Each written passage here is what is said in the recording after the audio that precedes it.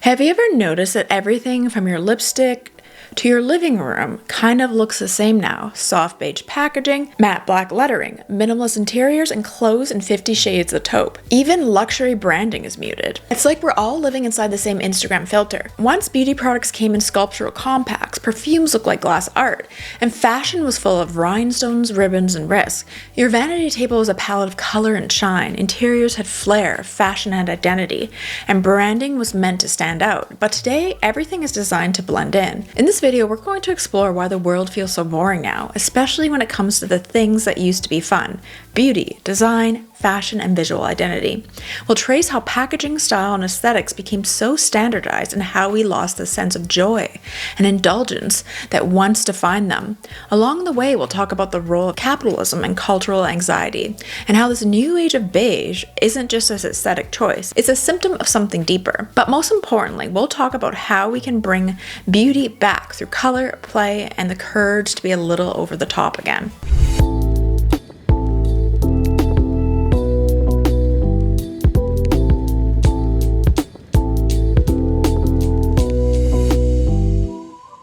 Chapter 1. Everything looks the same now. Open your Instagram feed, walk through a department store, or scroll through a beauty brand's website. You'll start to notice something strange. Everything looks the same. From skincare packaging to sofas, candles, to clothing, our visual world has been drained of variety. Beige has become a lifestyle. White cream and soft gray dominate everything from moisturizer jars to modern kitchens. And at first glance, it might feel calming, but look closer and it begins to feel more like a creative drought. Like the world is trapped in a waiting room aesthetic that forgot how to feel. Beauty products once known for their elegance and whimsy have been stripped of their personality. The modern skincare aisle looks more like a pharmacy than a vanity. Sleek tubes and matte finishes, lowercase logos, barely their colors. One product is nearly indistinguishable from the next. The serum looks like the cleanser looks like the sunscreen. They're often designed to blend into a shelf or photograph well in a flat lay shot, but they rarely spark joy. Packaging that once proudly celebrated femininity or playfulness has been replaced by sterile minimalism. Everything is clean, efficient, and quietly luxurious. But where is the charm? It's not just the beauty aisle. Our interiors are telling the same story. The once bold rooms of the 20th century, turquoise kitchens, floral wallpaper, shag carpeting, and mustard or rust have been replaced with beige on beige living rooms, open concept kitchens in stark white, and grayish furniture sets curated to offend no one. Every coffee table is now made of light oak or glass. Every bed is framed in cream linen. Every influencer or apartment is dotted with pampas grass. And while there's nothing inherently wrong with the neutral palette, the problem arises when it becomes the only option, the default. We're not decorating homes anymore, we're designing content backdrops. Fashion has followed suit. Wardrobes now build around a so-called elevated basics, a phrase that sounds aspirational but translates to rows of identical trousers, button-downs, slip dresses, and ribbed tanks, all in some variation of beige, black, or white. Gone are the playful prints, clashing textures, and seasonal bursts of personality. The maximalist charm of the early 2000s, when a velour tracksuit and hot pink felt like a statement of joy, has been replaced with the uniformity of tonal dressing. If the early aughts were about more, today's fashion is about appearing curated, tasteful, and above all, inoffensive. Every branding has succumbed to the sameness. In the 2000s, brands fought to stand out. Y2K beauty ads were loud, sparkly, often chaotic, and unforgettable. Packaging came in bold fonts, strange shapes, and colors that popped on shelves. Now, the average brand redesign aims for quiet neutrality. Companies that once had distinct identities have swapped them out for minimal logos, softened palettes, and branding strategies designed to blend in across markets and mediums. This isn't just happening in beauty, it's happening everywhere. Cafes, candle brands, wellness startups, fashion labels, and even cleaning products all follow the same aesthetic template. Sans serif fonts, lowercase letters, soft focus photography, and neutral tones. It's like someone took the Apple Store design blueprint and handed it out to every brand on earth. And what's so striking is how cross-category this aesthetic flattening has become. Beauty, fashion, interiors, and branding are all singing the same visual hymn sheet. A skincare brand could just as easily be a kombucha label, or a clean girl wardrobe could double as a corporate offers lookbook. A trendy living room could pass for a boutique hotel or a dentist's office. There's no longer a clear distinction between spaces that are personal and those that are professional. Everywhere is curated, everywhere is neutral, everywhere is optimized. And yet, despite all this careful design, so little of it actually feels personal. And that's the paradox. We live in an era where more people than ever are expressing themselves online, but visually we're trapped in a palette of polite monotony. We've confused taste with sameness. We've replaced self-expression with aesthetic compliance. And we've convinced ourselves that this visual quietness is a virtue, when in fact, it may be a sign of cultural fatigue. Because what is beauty if not sensory delight? What is fashion if not play? What is home if it is not a reflection of the person who lives in it? When everything begins to look the same, when every lipstick tube, every living room, every brand identity, and every outfit starts blending into a continuous beige fog, it begs the question, what are we so afraid of? We used to live in a world where your lipstick was cherry red, your couch was velvet green, and your favorite brands came in metal tins or Art Deco boxes that felt like keepsakes. Now, even luxury is marketed in muted tones. Glamour has been subdued. The visual world, once rich with textures, colors, and contradictions, has become a monochrome showroom. Chapter 2, The Golden Age of Aesthetic Joy. There was a time, not long ago, when the visual world was built to delight you, when the objects in your home, your handbag, and your makeup drawer weren't just tools, they were treasures. In contrast to today's beige uniformity, the mid to late 20th century was a period of unabashed visual expression. Beauty, fashion, and interiors. Every category of daily life was steeped in color, pattern, and whimsy and personality. It wasn't just about what things did, it was about how they made you feel. Let's start with beauty. Walk into a department store in the 1950s or 60s, and you'd be met with displays that looked like art galleries crossed with jewelry boxes. Lipstick wasn't sold in plain tubes. It came in gilded bullets adorned with extra decoration. Revlon lipsticks from the era were housed in black and gold cases that felt like miniature luxury items. Guerlain's famous Be Embossed perfume bottle, first introduced in 1853 and still beloved today, was more than a vessel. It was a piece of visual poetry. Estee Lauder compacts looked like they belonged in a costume drama. Ornate gold designs, delicate clasps, even built-in mirrors. These were products you left out on your vanity because they were meant to be seen, admired, and displayed. Makeup in this golden age was glamorous and sensual, but also playful. In the 1970s and 80s, color exploded across the beauty world. Eyeshadows came in bold greens, blues, and purples. Blush wasn't a subtle wash, it was a pop of drama on the cheekbone. Even drugstore brands like Maybelline and Max Factor embraced rich tones and sparkly finishes. Packaging came in bright, glossy colors, plastic compacts, mirrored palettes, silver twist-ups. There was a tactile joy in beauty shopping because you weren't just buying function, you were buying fantasy. That spirit of visual richness extended into the home. Mid-century interiors embraced color in ways that felt radical by today's standards. Kitchens were turquoise or butter yellow. Bathrooms came in shades of mint, rose, or sky blue. Even appliances were colorful, refrigerators in coral or pastel green, stoves in candy pink. These weren't seen as garish, they were expressions of modern life. After the austerity of the 1940s, people wanted visual pleasure. They wanted their homes to look as vibrant as their hopes for the future. By the 1970s, interiors took a turn for the funky and sensual. Shag carpeting, macrame wall hangings, velvet couches in golden burnt orange. Wood panel walls and floral wallpaper weren't ironic. They were cozy. Homes looked lived in, not curated. Texture, pattern, and bold color were everywhere. They were not spaces designed for Instagram. They were spaces designed for human joy. The 1980s brought a different kind of aesthetic indulgence, one that embraced glamour, power, and excess. Think of lacquered furniture, mirrored coffee tables, geometric prints, and Memphis-style design. Fashion followed suit. Beauty ads featured power brows, neon makeup, and glossy red lips, paired with shoulder pads and gold jewelry. Everything was bold. Everything had presence.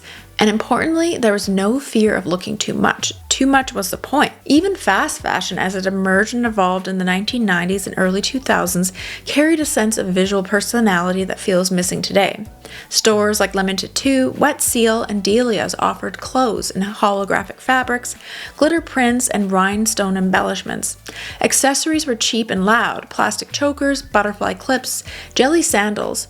Girls' bedrooms were covered in posters, lava lamps, and inflatable furniture. There was no cohesive aesthetic, and that was the magic. It was chaos in the best way. By the early 2000s, Y2K fashion fully embraced maximalism, from Paris Hilton's sequin miniskirts to Gwen Stefani's Harajuku-inspired looks.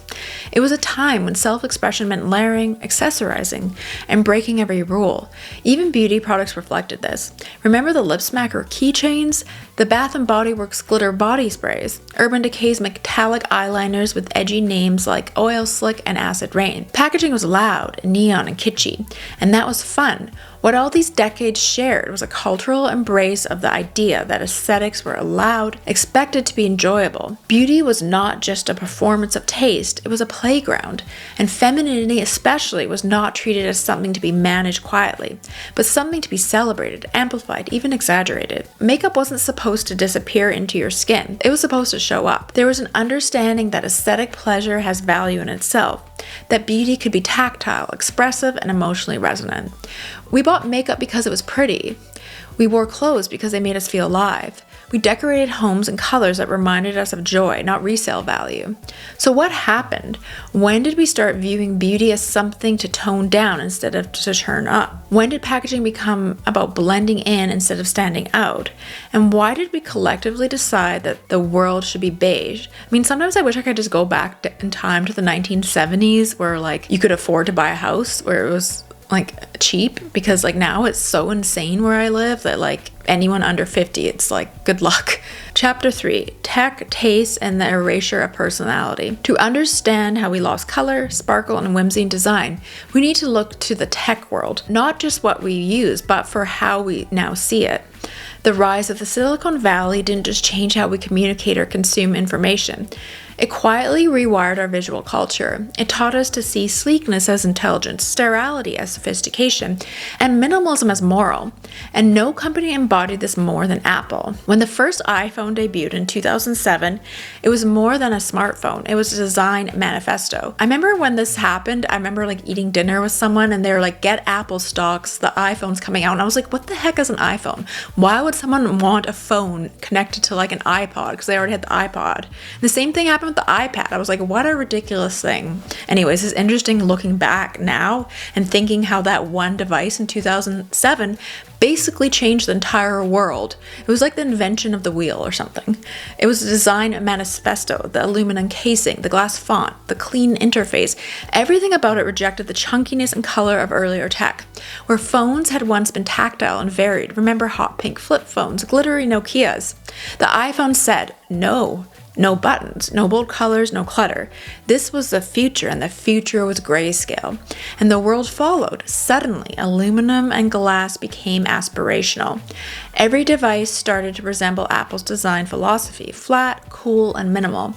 But the influence didn't stop at tech. It bled into everything. Interior design began to reflect the Apple Store. Stark white walls, polished concrete floors, light wood accents, open concept everything. Homes began to feel like product displays. Kitchens became white laboratories. Living rooms became beige galleries. We stopped decorating for comfort and personality and started designing for the feed. Clean spaces, untextured surfaces, and lighting that flatters an iPhone camera. So it is interesting to think that basically everything changed in 2007 when the iPhone came out, and then shortly after Instagram. Beauty packaging soon followed suit. Traditional luxury used to signal itself through embellishment. Gold detailing, elaborate fonts, sculptural containers. Think of Guerlain's bejeweled perfume bottles or Estee Lauder gold compacts.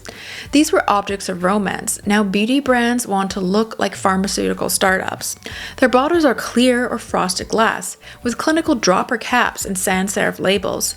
The branding looks more like a prescription than a perfume. Even color has been drained from packaging.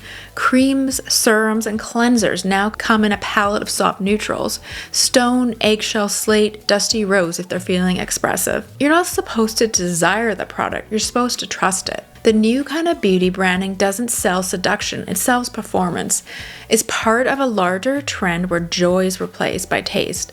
But taste in this context is less about personal flair and more about fitting into standardized, algorithm-approved aesthetics. It's about seeming smart, responsible, and modern. The old message of beauty was, this will make you feel glamorous. The new message is, this will make you feel efficient. Even fashion hasn't escaped. The techification of style manifests in the rise of capsule wardrobes, modern basics, and genderless neutrals. Where fashion once thrived on texture and color, now it echoes the logic of a user interface, flat, monochromatic, and endlessly scrollable. The goal is not to draw attention, but to look curated, optimized, and appropriate. Personal style has been quickly replaced by Instagrammable uniforms. A black turtleneck is no longer a fashion choice, it's a design cue. A nod to Jobs' minimalism, a soft brag that says, I don't need to try hard, I just figured it out. But here's the issue. Tech's obsession with clean design was never about beauty. It was about control. Interfaces are designed to be efficient, predictable, and universally appealing. So when that design philosophy is applied to everything, from your living room to your skincare bottle to your body, it flattens nuance, emotion, and context.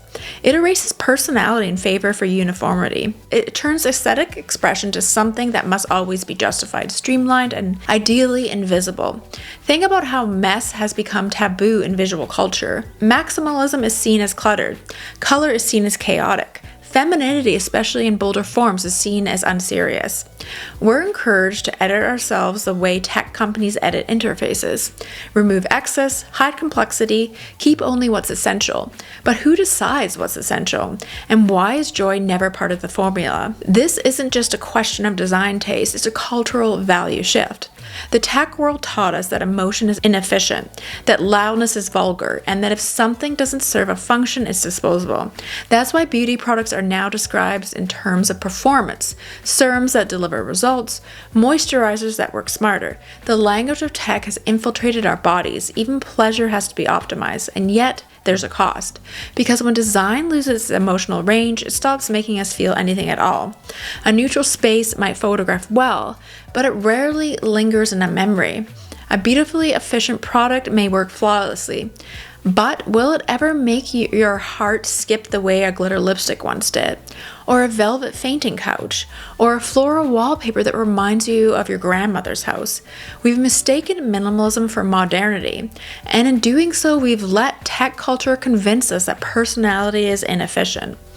But efficiency has never been the point of beauty. Beauty exists for beauty's sake, for curiosity, for drama, for joy. I mean, I'm just glad that I got to live in a world pre-social media and smartphones. I just think it'd be wild being born today, and just the world is a completely different place, and I feel like things really escalated in 2020, and it's just I know things will never go back to the way they were, and it is kind of scary how fast technology is moving. Chapter 4.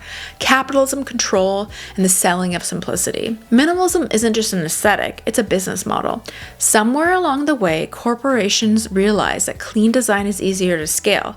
Neutral sells, beige doesn't offend, and streamlined branding doesn't just appeal to a wider audience. It's cheaper to produce, easier to replicate, and harder to critique. In the eyes of capitalism, sameness isn't boring, it's profitable. And it's true, all these brands and everyone is always terrified of offending someone. So if you just make everything super neutral and boring, you can't be offensive. And what began as a design trend has become a corporate strategy.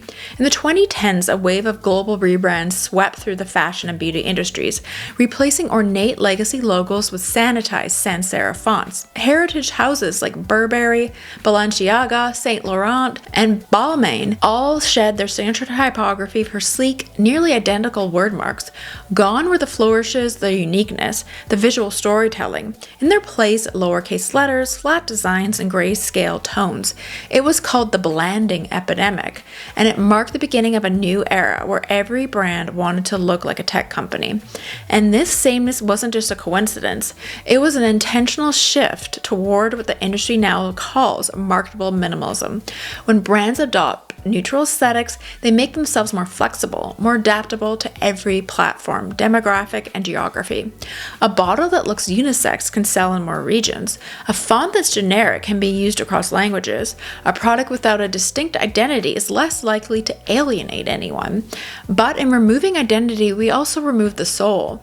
This flattening of brand personality has had a profound impact on how we engage with beauty, fashion, and femininity. What once felt personal, an eyeshadow palette that reflected a mood, a perfume bottle that doubled as a work of art, now feels standardized. Everything is soft beige, lowercase, and algorithmically optimized. And the biggest casualty? Expressive femininity. Because here's the quiet truth of this aesthetic shift. What we call taste is often just in control, dressed up in softer fonts. And nowhere is this more evident in how beauty is marketed towards women. In previous decades, femininity was allowed to be excessive. It was rhinestones, feathers, curls, scents, and shine. Even at its most commercial, beauty was indulgent and unashamed. But in today's visual culture, that overt glamour is seen as too much. Instead, we are sold a new kind of femininity, refined, minimal, and clean. Products whisper instead of shout. Ads promise effortless beauty and natural radiance. The message is clear. Don't try too hard, don't stand out, stay tasteful. It's the soft policing of aesthetics, subtle but powerful. Tasteful becomes a moral category, and women are encouraged to aspire to it, not just visually, but behaviorally. Don't be messy, don't be loud, be chill, be curated, be calm.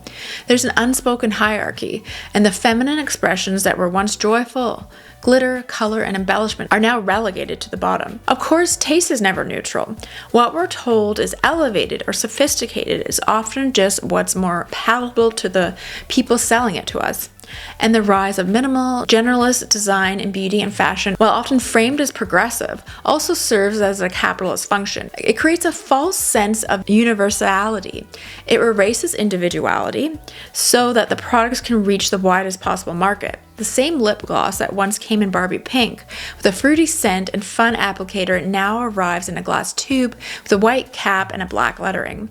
It's described as hydrating balm. It looks expensive. It performs well in flat lays, but it doesn't delight. It doesn't make you feel special. It doesn't spark joy in the same way as a glittery lip smacker once did. This isn't just a case of brands getting boring. It's a reflection of how capitalism commodifies not only products but aesthetic values. Simplicity becomes a virtue. Neutrality becomes aspirational. Personality becomes a liability. And in the landscape, the once playful realm of beauty becomes eerily quiet. So we have to ask, who benefits when beauty stops being expressive? Certainly not the customer. We're left with a market full of indistinguishable products, all promising to be the one essential thing we need, but offering no visual pleasure in return. Certainly not creatives who find themselves designing to templates, not visions, and certainly not the culture at large, which loses the emotional resonance that artful design once offered. What we're really seeing is the quiet enforcement of a new kind of conformity, one that doesn't shout with authority, but whispers with branding. It doesn't tell women to shrink, it suggests that shrinking is chic. It doesn't ban glitter, it just quietly removes it from the shelves, and the effect is cumulative. Over time, we forget what it felt like to walk into a store and be enchanted by packaging. We stopped expecting color from our wardrobe. We start calling anything expressive tacky, and our world gets smaller, smoother, and quieter.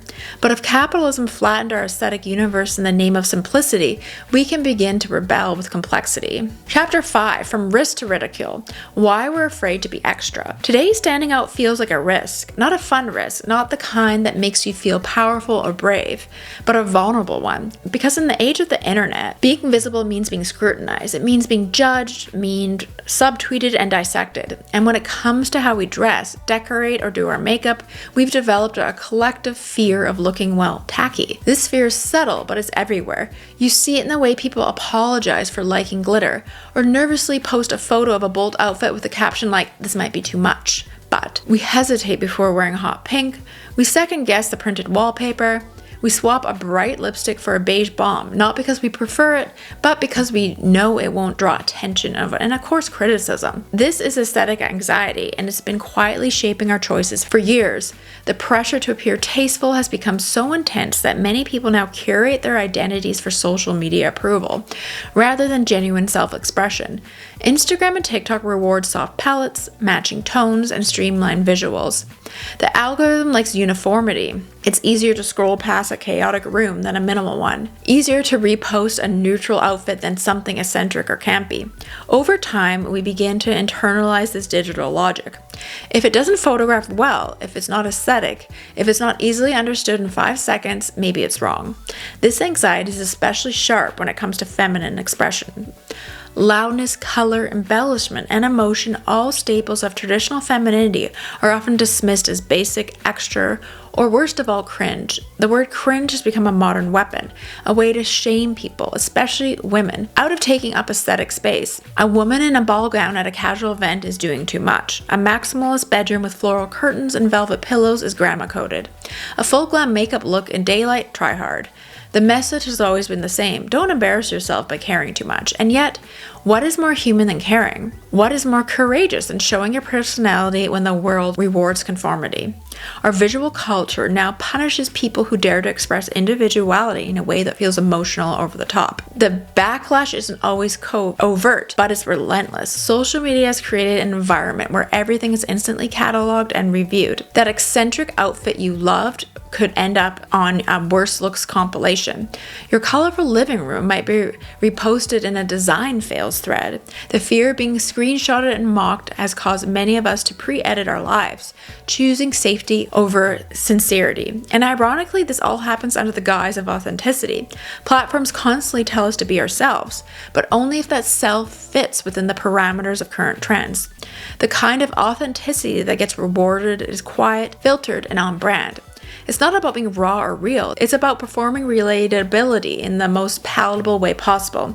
Anything else, especially bold, feminine, sparkly, or deeply personal, is often ridiculed as outdated or attention-seeking. Even celebrities, whose jobs once required them to make visual statements, have pulled back. Look at red carpets from the early 2000s, Bjork in the swan dress, Lady Gaga's meat dress, Mariah Carey's butterfly tops. These were fashion moments, not because they were universally loved, but because they were fearless. Today, red carpets have become studies in restraint. Beige gowns, black tuxedos, tasteful cutouts. Everyone looks perfect, but no one looks memorable. And this isn't just a style shift, it's a symptom of culture, where safe has become synonymous with good, and where expressing yourself too loudly feels like an invitation to be shamed. Especially if you're feminine, especially if you're emotional, especially if you dare to sparkle in a world that wants you to be matte. This phenomenon also reflects deeper societal discomfort with femininity in its fullest expression. Loud femininity, whether in color, beauty, or emotion, is mocked because it refuses to apologize for its presence. And historically, anything coded as feminine has been seen as less serious, less respectable, and less intelligent. So we internalize that. We edit ourselves, we dim the lights, we smooth the lines, and yet the longing to be seen remains. The truth is, most of us don't want to live in grayscale. We don't want to neutralize our personalities just to avoid criticism. We want to wear the bold lipstick. We want to fill our rooms with color. We want to post a weird outfit and not worry if it makes sense. Because creativity isn't embarrassing. Emotion isn't embarrassing. Caring is not a crime. So maybe the answer to all this isn't more caution, it's more courage. The courage to be too much, to be unapologetically personal, to make choices that reflect your taste, not the algorithms. Because if being extra means expressing joy, glamour, and individuality, maybe it's time we all became a little more cringe. So where does this leave us? In a world that's been quietly stripped of visual pleasure, in our homes, on our shelves, in our closets and makeup drawers, choosing beauty becomes an act of defiance. It's easy to think of glitter, bold colors, or ornate objects as frivolous, even silly, but that's exactly the narrative we've been sold. That beauty must be subdued to be respectable, that color must be tasteful to be valuable, that femininity must be edited down to be taken seriously. But what if the opposite is true?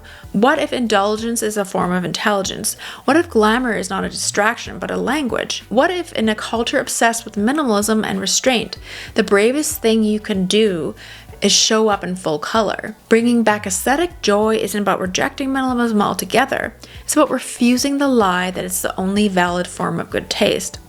It's about understanding that maximalism, femininity, sparkle, nostalgia, and personal flair are not embarrassing. They're essential to being human. When you paint your kitchen pink, or you buy the glittery lipstick that reminds you of your teenage self, or wear that vintage brooch just because it makes you happy, you're not being impractical. You're practicing self-ownership. You're choosing beauty on your terms in a world that would rather you choose quietly, predictability, and blandly. Because the truth is, we've been taught to shrink, to smooth our edges, soften our tones, mute our preferences for the sake of being universal. But being universal is boring. Being universal is beige, and none of us were born to blend into a neutral background. Color is emotional, texture is nostalgic, pattern is personal. These are not things to avoid. They're tools for storytelling, tools for joy, tools for reclaiming space in culture that constantly tells us to shrink and behave. So if you're tired of the beige apartment, the quiet luxury fashion hall, the clean beauty packaging that all looks the same, you're not alone. And you don't need to wait for a trend cycle to change. You can just start now. Buy the perfume that comes in a ridiculous bottle. Hang the wallpaper that makes you smile. Say no to neutral if your heart wants Technicolor. Real beauty isn't about what performs well online. It's about what makes you feel most like yourself. Let this be your permission slip to care, to indulge, to be too much, to reclaim femininity not as a stereotype, but as a strength, and to remember that glamour has always been a language of rebellion. From the pinup girls of the 40s, Marie Antoinette's towering wigs, people have always used beauty to push back, and maybe that's what we need now.